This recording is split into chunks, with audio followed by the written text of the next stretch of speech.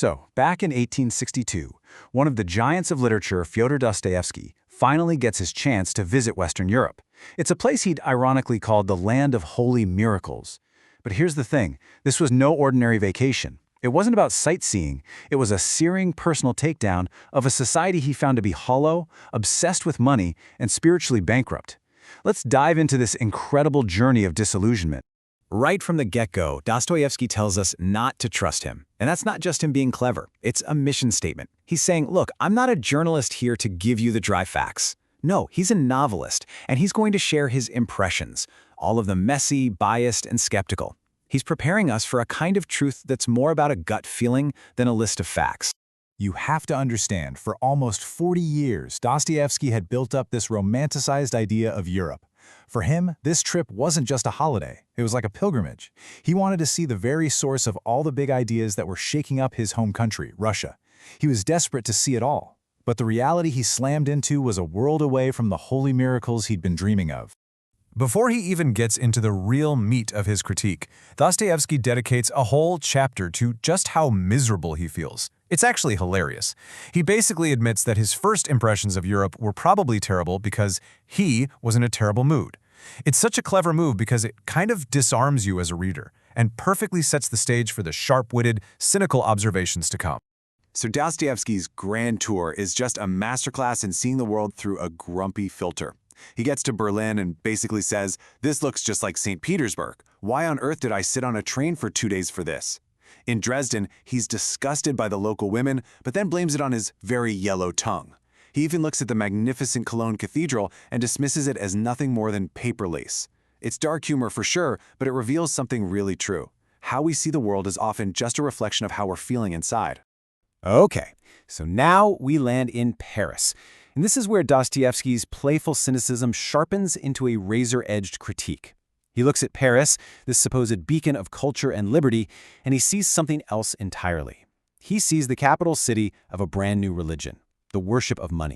Dostoevsky just tears into the hypocrisy of the Parisian bourgeois, that rising middle class that's obsessed with wealth and keeping up appearances. They talk a big game about virtue, order, and family, but he sees right through it. To him, it's just a thin cover for what they really value: acquiring property, hoarding wealth, and protecting themselves.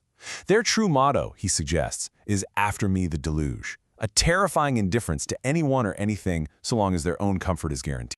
And Dostoevsky finds the perfect, most brilliantly simple metaphor for this whole obsession in a pot of stew. Yeah, a stew. The pot au feu. It represents that perfect bourgeois dream of a stable, predictable, comfortable life. And he argues that protecting this cozy domestic ideal becomes the ultimate excuse for their relentless greed.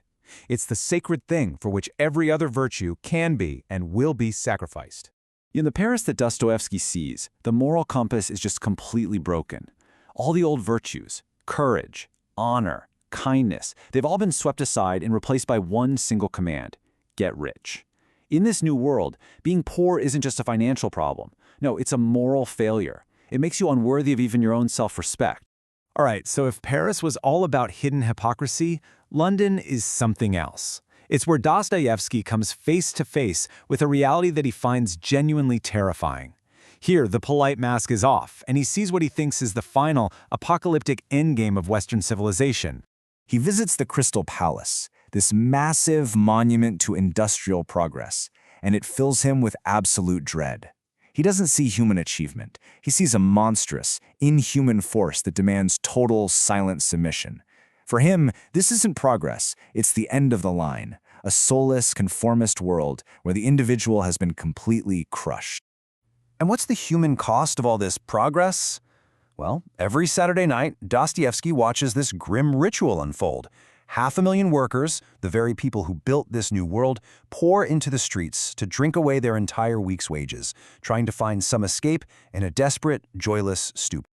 Just beyond the glittering glass walls of the palace, the reality is absolutely horrifying. Dostoevsky calls the city's poor white Negroes, seeing them as completely dehumanized by poverty. He's shaken to his core by the sight of child prostitutes in Haymarket, some as young as 12.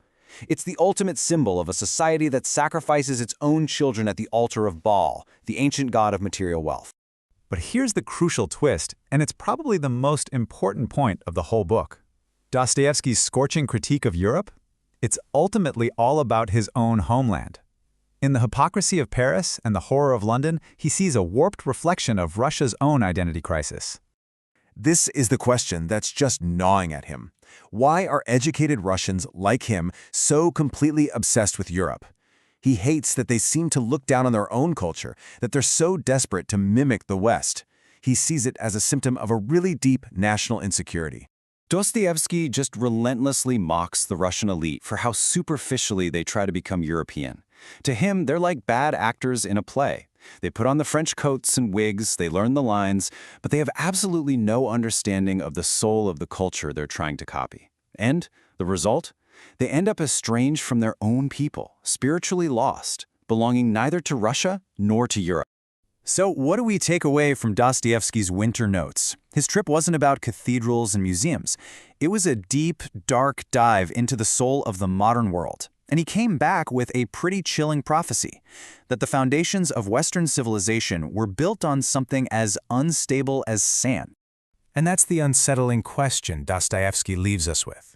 He warned us about a society that chooses wealth over spirit, that puts the individual self above any sense of community.